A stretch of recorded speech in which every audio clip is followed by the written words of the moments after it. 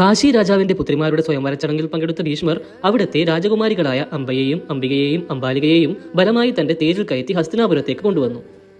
എന്നാൽ അംബ താൻ നേരത്തെ തന്നെ സാലു രാജാവുമായി പ്രണയത്തിലാണെന്നും തന്നെ പോകാൻ അനുവദിക്കണമെന്നും പറഞ്ഞപ്പോൾ ഭീഷ്മർ അതിനു സമ്മതിച്ചു. ശേഷം അംബികയും അംബാലികയുമായി വിചിത്രവീരന്റെ വിവാഹം നടത്തിക്കൊടുത്തു.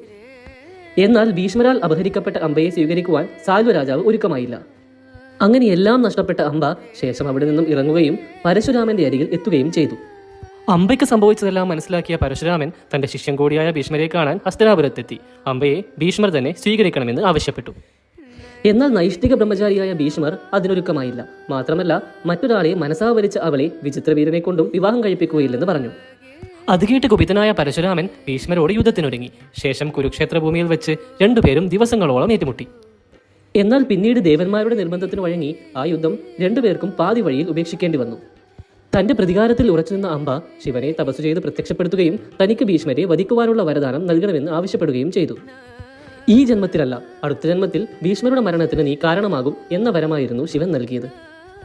ആയതിനാൽ അംബ ചിതയിൽ ചാടി ആത്മഹത്യ ചെയ്യുകയും കാലം കഴിഞ്ഞപ്പോൾ ശിഖണ്ഡിയായി പുനർജനിച്ച് മഹാഭാരത യുദ്ധത്തിൽ ഭീഷ്മരെ വീഴ്ത്തുകയും ചെയ്തു.